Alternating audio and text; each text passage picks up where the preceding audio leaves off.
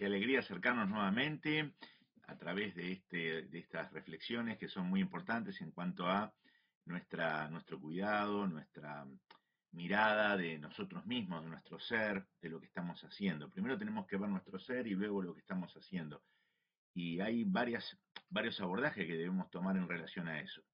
El tema que queremos tratar en esta oportunidad es sobre los ecos emocionales. Todos sabemos que un eco es un fenómeno acústico que ocurre cuando un sonido original se refleja en una superficie y regresa al oyente. Eso es el eco. Regresa al oyente con un retraso temporal suficiente como para ser percibido como un sonido separado del original. Esa es la definición que se hace de eco.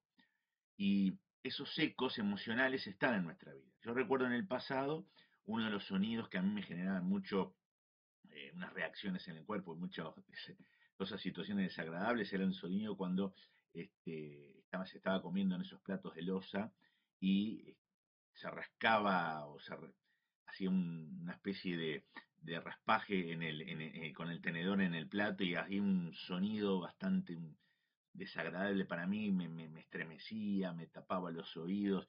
Yo de niño recuerdo esa experiencia y eso es una experiencia, un eco, un sonido del pasado, ¿no? Es un sonido que hasta el día de hoy recuerdo cuando tenía que preparar esta reflexión, esa experiencia. Cuando hablamos de ecos emocionales nos referimos a sonidos que se repiten en la reflexión. Es decir, es una voz que se entona con otra, es una voz que refleja una situación que experimentamos en el pasado.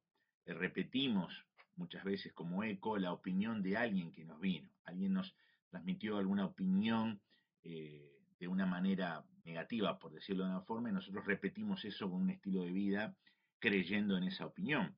El eco que refleja la experiencia del pasado tiene que ver con ese tipo de cosas. Así como a mí me sucedía con el sonido que producía el tenedor cuando se rayaba, se raspaba en el plato de loza, es el mismo eco del pasado que me sucede cuando recuerdo algunas experiencias que me han estremecido, cuando emociones en el pasado surgieron basados en una experiencia y hoy cuando tengo que repetir situaciones similares, produce la misma sensación emocional.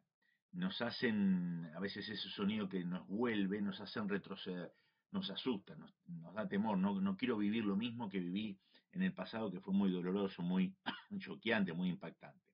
Entonces rechazo esa situación. La experiencia actual nos recuerda algo de ese pasado que resuena hoy de una manera de voz y necesitamos abordar estos ecos emocionales. La respuesta emocional que evidencia signos de desequilibrio tiene que ver con justamente una reacción a lo que nos ha sucedido. Y recuerdo experiencias similares, por ejemplo, algo para que podamos identificar, vos recordá o pensar la tuya. Hace mucho tiempo atrás me estaba persiguiendo un perro y yo corría lo más que podía y lo más que podía le tenía mucho miedo y ese perro, yo era niño y ese perro me agarró y me mordió. Me mordió de una manera que me lastimó. Me llevaron al hospital para saber si ese perro tenía rabia, para ver la dimensión de esa mordida y demás. Después recordaba más adelante que cuando veía un perro, todavía seguía ese eco emocional, todavía seguía, lo miraba como que me va a pasar lo mismo que me pasó hace unos años atrás. Entonces huía, escapaba, evitaba, reaccionaba de una manera que tal vez otra persona que estaba conmigo en esa circunstancia no reaccionaba de esa manera. ¿Por qué? Porque no vivió la misma experiencia mía. ¿Se va entendiendo? Las experiencias de vida producen ecos emocionales en nuestro presente. Eh, no nos perturban las cosas, decía Epícteto, sino las opiniones que de ellas tenemos. Es decir, las experiencias que tenemos no son tan perturbantes como la opinión que yo me hago de esa experiencia. Mi interpretación a la experiencia es clave para saber abordar situaciones en el futuro.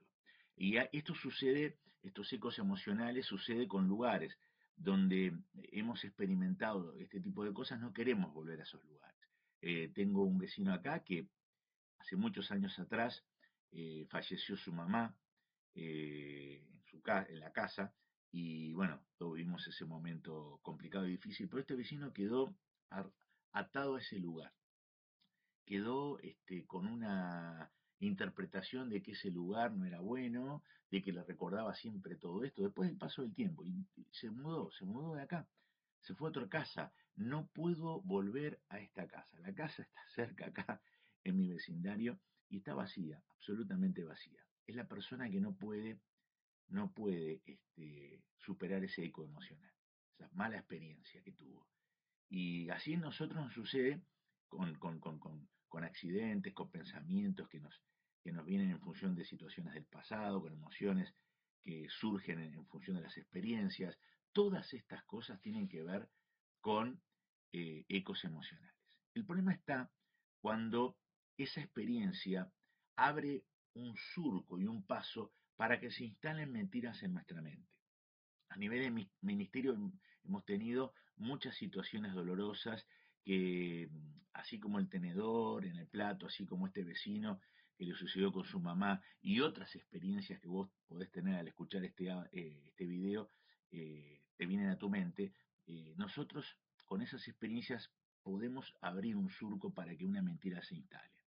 Entonces, viví esto porque me lo merecía, me pasó esto porque no sé elegir bien y soy un tonto o no puedo, todo lo hago mal. Todas esas experiencias tienen que ver con mentiras que se instalan en función de un eco emocional que se va abriendo a la mente, produciendo situaciones que en nuestro presente no son las mejores.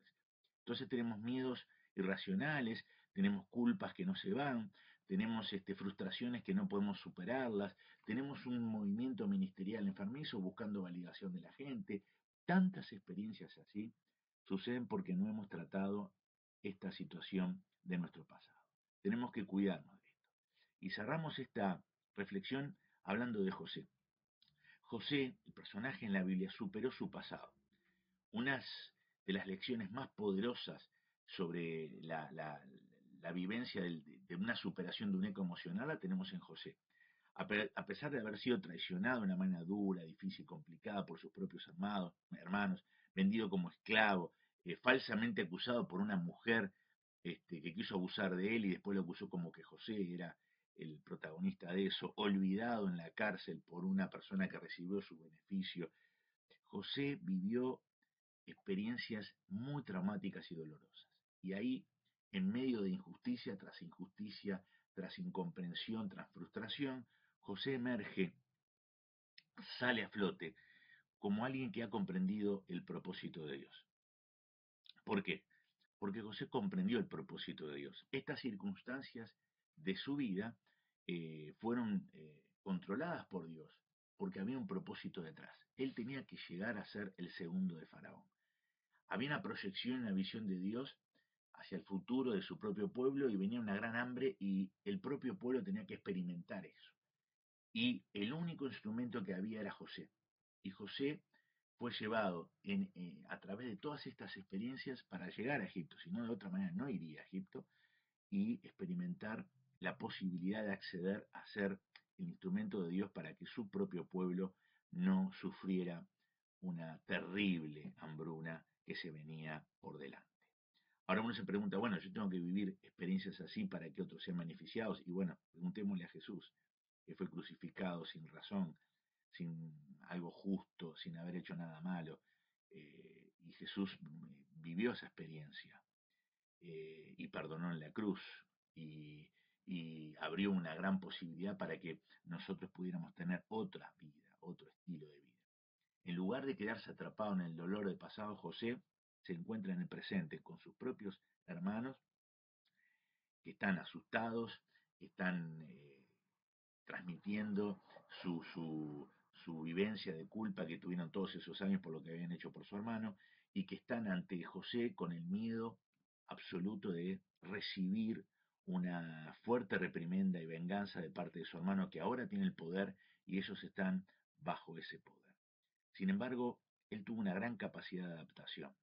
Él aprendió de esas experiencias y pudo vislumbrar el propósito de Dios y eso le dio tanta tranquilidad y serenidad. Dice, valió la pena llegar acá y recibir ese propósito. Hermanos, ustedes hicieron esto malo, pero Dios estaba detrás de esto y nos dio la posibilidad de que todos nosotros pudiéramos ser rescatados de algo terrible que venía en el futuro.